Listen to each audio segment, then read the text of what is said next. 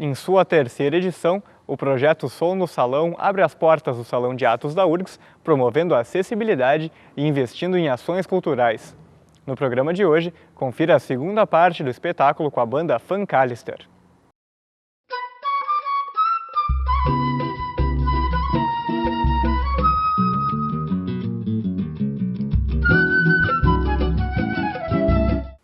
Os desafios e prazeres de se fazer música instrumental. No programa de hoje, os integrantes da Fancalister nos falam sobre o seu processo criativo e explicam a ausência de um vocalista na banda. Por mais que a gente se conheça e toque desde 91 dentro de alguma banda, alguns de nós, né, outros um pouquinho depois, mas também há muito tempo já a gente se conhece, a ideia da banda, à medida que foram passando os anos, entrosamento, aquela prática de estúdio mesmo, né, de se encontrar semanalmente, ver o que vai fazer, desafios em cima do palco também, situações de show, que a gente tem que, em questão de 10 segundos, fazer uma curva no show, ir para lá ou ir para cá, esse tipo de coisa a gente adquiriu com o passar do tempo. Então acho que é o entrosamento e a experiência de palco. Eu vejo um pouquinho assim, eu acho que o primeiro disco ele é mais puxado pro black mesmo, assim, eu vejo praticamente todas as músicas quase são bem puxadas pro black. Ao contrário um pouco desse último disco, ele puxa bastante pro black, mas eu vejo ele como um disco mais misturado. Ele envolve samba, ele envolve jazz, ele envolve até pop, né, rock um pouquinho. Então eu vejo nesse último trabalho uma coisa que engloba mais estilos, assim, eu vejo ele mais variado.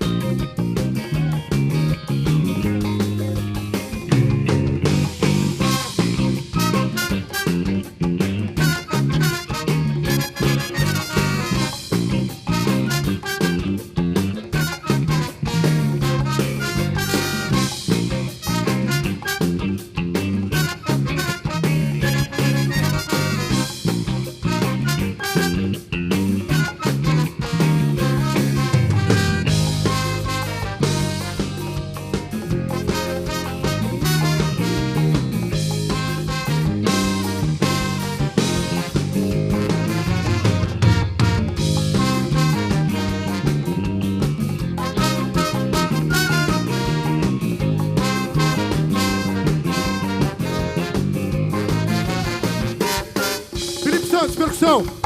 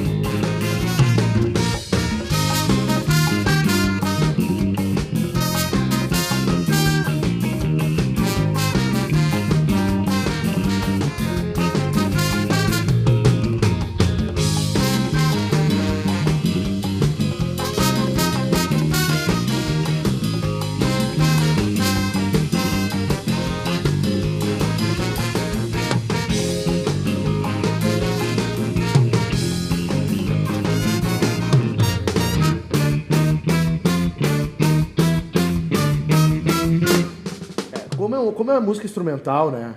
Então tem aquela história de que sempre tem que ter alguém falando, né? Tipo, alguém fazendo uma melodia.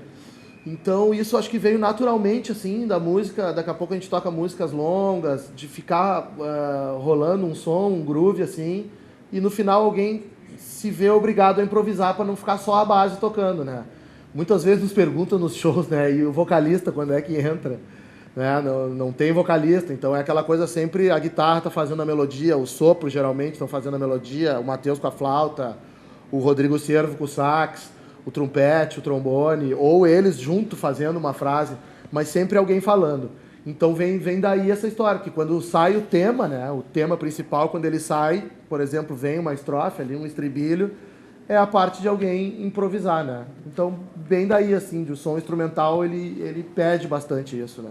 Também, agora que a Funkalister já avançou lá de 2002 até hoje, na época que estava começando o projeto esse lá no estúdio do Jardim Botânico, tinha uns outros projetos que eram meio parecidos assim, né, que a gente também participava, alguns sim, outros não, que era o Clube do Funk, que era uma banda que só fazia improvisação. Tu falou de improvisação, era praticamente temas livres, marca uma data num lugar e tema livre, não está combinado o que vai ser feito, só se sabe que vai ser em cima de uma base dançante, uma pulsação contínua e improviso, né? Então acho que isso aí influenciou bastante. E a outra era Funk Dinamite, que daí era o outro lado, eram temas covers que também influenciaram, acho que o nascimento desse projeto, que é o que a gente está tocando.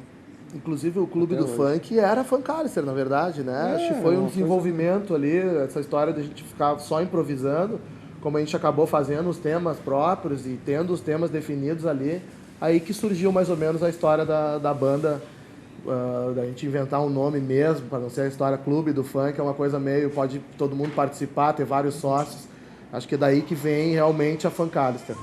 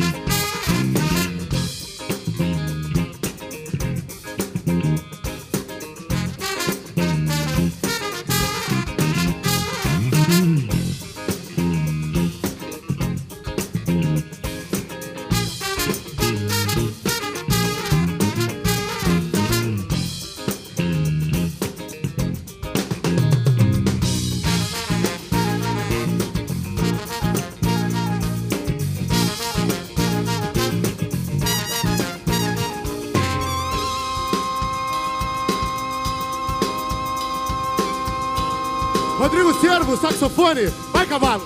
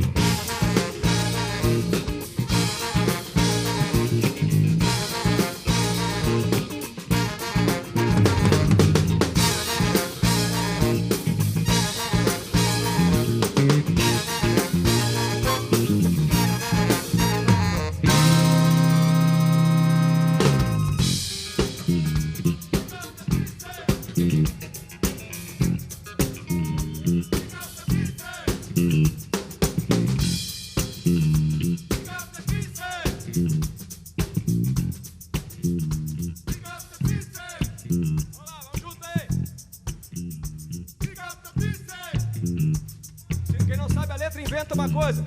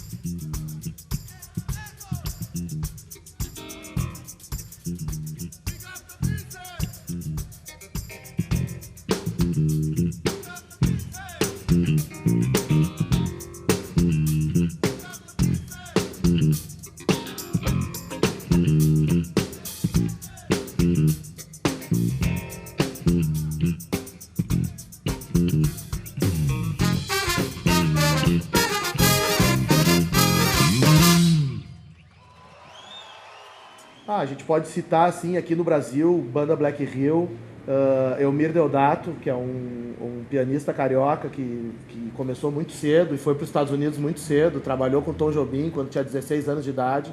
Nos anos 70 ele fez muitos discos bons, de funk mesmo, de verdade, de raiz, assim. É uma grande influência nossa, o Elmir Deodato foi um cara que a gente... Entregou os discos para ele? Entregamos inclusive pessoalmente para ele os discos, e é um cara que sem dúvida ele tem uma força grande sobre o nosso trabalho, assim. Robson Jorge e Lincoln Olivetti é uma outra dupla carioca também que a gente se baseou muito.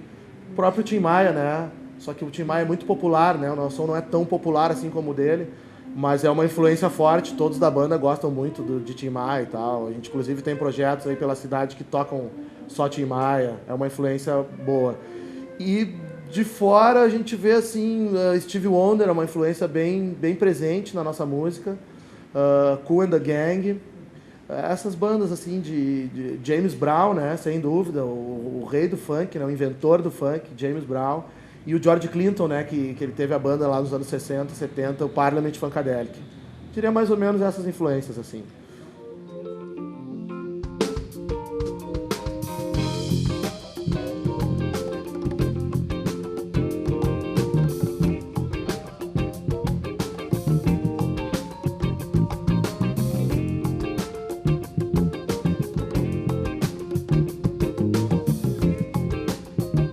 Trombone, Humberto Boquinha.